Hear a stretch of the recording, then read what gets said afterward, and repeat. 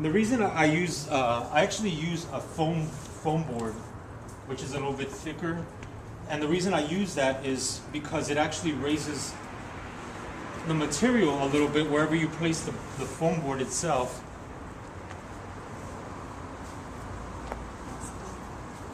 And it gives you a perfect smooth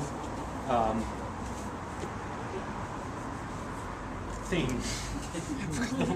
But the foam board's really great because it actually lifts it up. And the advantage of the foam board is that when you have a screen that's a little bit larger than your t-shirt, there's seams on here and there's seams on the neck and here. So if you put a screen on there, it might be raised a little bit higher and not actually be sitting flat on there. So let's just say if this screen was this large, there's gap between my screen and my shirt there. See, I can push that down. But if it's actually on the material itself, it's actually like literally on, and that's what you want. And that's the reason I always get a foam board, to the point where like sometimes t-shirts even fall over that way.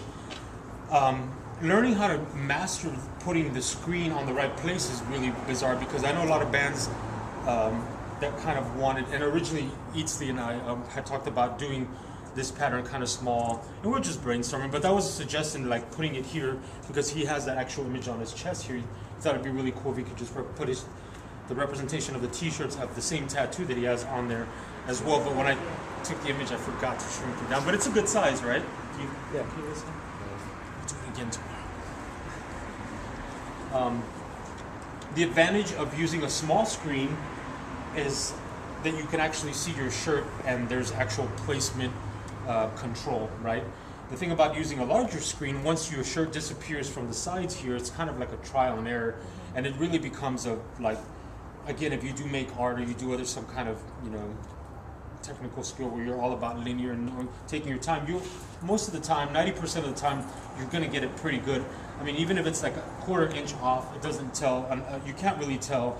I'd rather it be crooked like this way than like this way, because that's sometimes pretty obvious if the shirt's kind of shifted over, unless the design's made to where you can't really, or you do it on purpose that way, which we're going to do our new shirts that way. We're going to build the design where we're going to silk screen from this side here.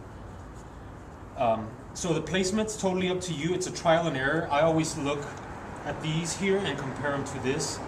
At first, when I first started using them, I actually had a little 6-inch ruler, and I would really quick just do that and feel like, oh, it looks way off, and so forth. And that's all I did. And so we're going to do the paint on this here, and we're sacrificing your t-shirt for that. And I think I'm only going to use this here, because did you still want to do that on the back when we fix it on the back of the shirts? Yeah, when we fix it. Yeah. Okay. So for now, what I'm going to do, this is where it comes in handy. Regardless, even if that wasn't, because we put less emulsion on it, that's where the tape comes in handy. Like I said, you can fill up your whole screen with everything, and you can just tape up what you're not going to use. And I highly recommend bending the tape a little. I think I brought that up last time because it's easier to peel and take off.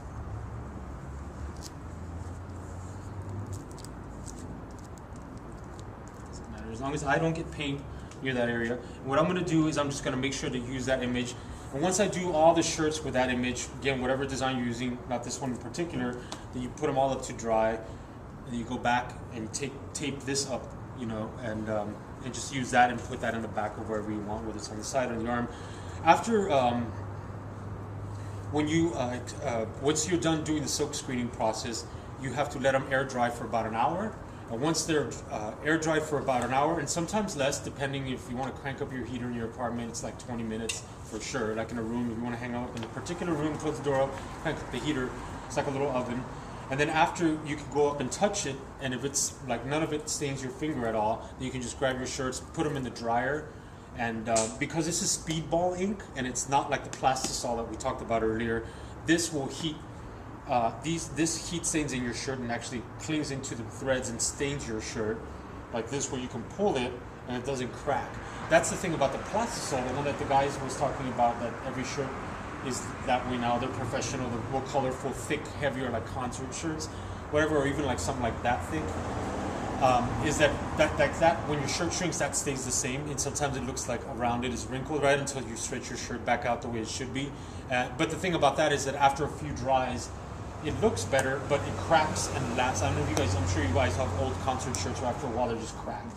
You know, like, well, compared to this one, after 3 or 4 years, that's not going to happen to it. Because the first thing, it stains your shirt, and then it tightens onto your shirt. And the plastisol, it's like drying acrylic. It's paint dried on a shirt. Like, you can't pull it and stretch it and do its thing.